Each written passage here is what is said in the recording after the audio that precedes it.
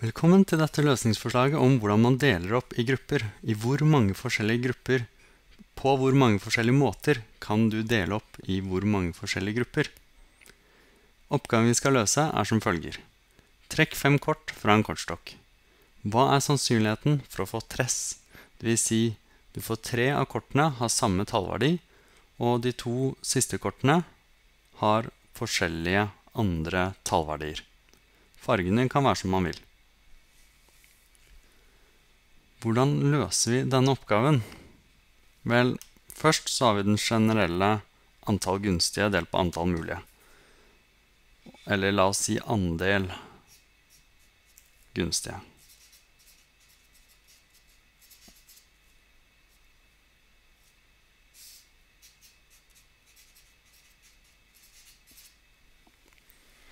Hvor mange mulige pokerhender finnes det?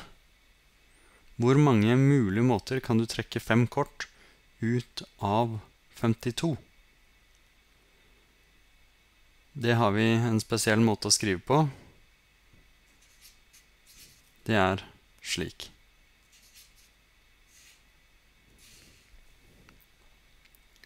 Dette leser vi som 52 velg 5. Og dette her kan du også skrive på denne måten her. 52. Velg en gruppe på 5, og velg den andre gruppen. Hvor mange er det igjen til den? 47. Så måten du kan velge en gruppe på 5 og en gruppe på 47 av 52 forskjellige kort er 52 fakultet delt på 5 fakultet ganger 47 fakultet. Jeg liker veldig godt å skrive opp både 5-eren og 47-eren, for da ser man veldig mye lettere at 52 går dit, 5 går dit, 47 går dit. Og vi ser også lettere hva som skjer når vi skal dele opp i flere grupper. Så dette her er antall mulige. Det er denne. For å kunne regne ut antall gunstige, så må vi først ta et bittelite eksempel på det å dele opp i flere grupper enn å dele opp i 2. For eksempel hvis du har 7 unike et eller annet, 7 mennesker. Og så sier du, ja, jeg vil lage et bord med 4 mennesker, et bord med 2 mennesker, og det siste bordet skal ha 1 person. Stakkaren må sitte alene. På hvor mange måter kan vi gjøre dette? Vel, 7 fakultet, 4 fakultet, 2 fakultet, 1 fakultet. Så det er helt analogt med når vi deler opp i 2 grupper. Men vi skriver nå alltid alle gruppene opp her, så det er mest analog til denne skrivemåten. 4 pluss 2 pluss 1 er 7, så vi har brukt opp alle sammen. Det er litt viktig. Så dette her blir da antall måter vi kan ta 7 ting, eller personer, og dele opp i en gruppe på 4, en gruppe på 2 og en gruppe på 1. La oss nå prøve å regne ut de gunstige. Hvordan ser de ut? Hvordan ser en sånn hånd på 5 kort, en pokerhånd, ut når du har et tress? Så har 3 med samme tallverdi og 2 med andre tallverdier. Så la oss da starte med tallverdiene. Og vi skal dele opp tallverdiene i grupper. Det er 13 totalt tallverdier fra S som er 1 til konge som er 13.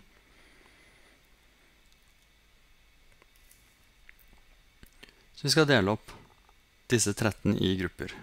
Vi har en tress-gruppe. Vi har en singel.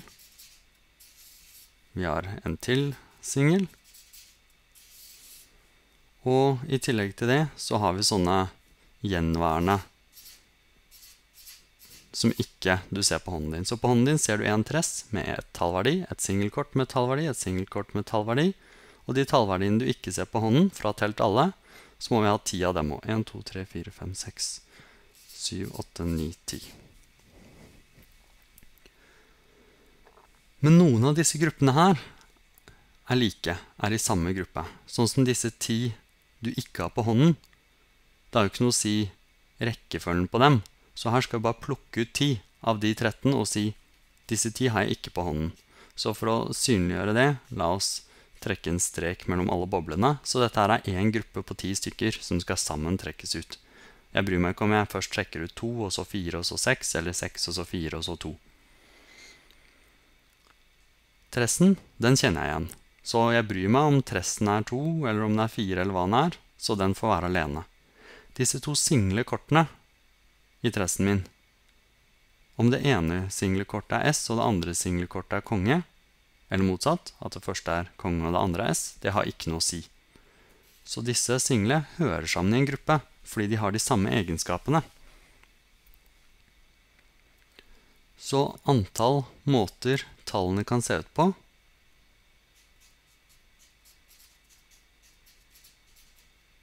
antall tallkombinasjoner, det blir da, vel, vi starter med alle de 13 verdiene, så plukker vi ut 1 til tressgruppa, 2 verdier som skal være singlekort, og 10 verdier som skal være ikke på hånden i det hele tatt. Og her ser vi at det summerer til 13, og det ser bra ut.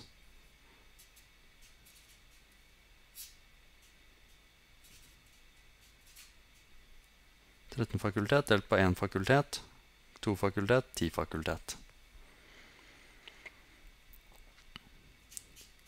Og så er det litt lettere med antallet fargekombinasjoner. Farger i poker er hjerte, rute, kløver, spar. Hvordan kan vi plukke ut fargen til tressen? Vel, det er bare en måte å gjøre det på. Du plukker en av de 4 fargene, helt fritt. Fargene til disse single, kan de være det samme som tressen, og kan de være det samme som seg selv?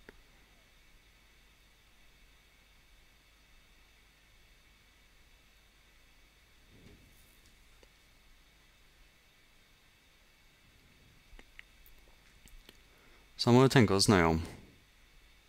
Når vi nå har trukket en farge til tressen, kan da alle de 3 i tressen ha den samme fargen? Eller må de ha forskjellig farge? Eller hvordan er det? Siden disse 3 kortene har lik verdi, så må de ha forskjellig farge. Så jeg kan ikke trekke en farge til hele tressen. Det blir motsatt. Jeg skal trekke 3 farger til den tressen. Så det jeg skal gjøre er å velge ut en gruppe på 3 farger og trekke ut til den tressen der. Og da blir jo den fargen som ikke er med i tressen vår, det blir jo den siste. Så det er som her, bortsett fra at vi har skrevet komma i stedet for. Bare å ha et mellomrom. Så dette her er måten du lager farger til tressen. Du velger ut 3 stykker som skal være i tressen, og 1 som ikke skal være i tressen.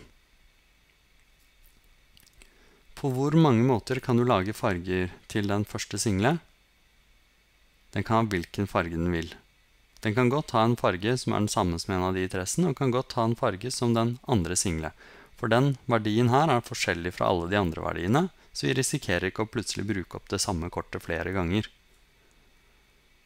Så da får vi 4 forskjellige farger den kan ha, og 4 forskjellige farger den kan ha.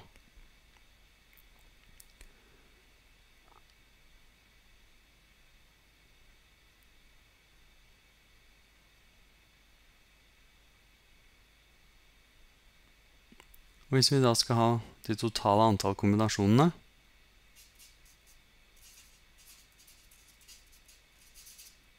så tar vi da tallkombinasjonene ganger fargekombinasjonene. Så 13 fakultet delt på 1 fakultet, 2 fakultet, 10 fakultet, ganger 4, velg 1, 4 fakultet delt på 3 fakultet, 1 fakultet, ganger 4, ganger 4. Og da vil vi være i stand til å regne ut sannsynligheten. Så sannsynligheten for tress på en pokerhånd blir da det svære tallet her delt på antallet mulige. Så det blir det som står der, delt på 52 fakultet over 5 fakultet, 47 fakultet. som kommer herfra.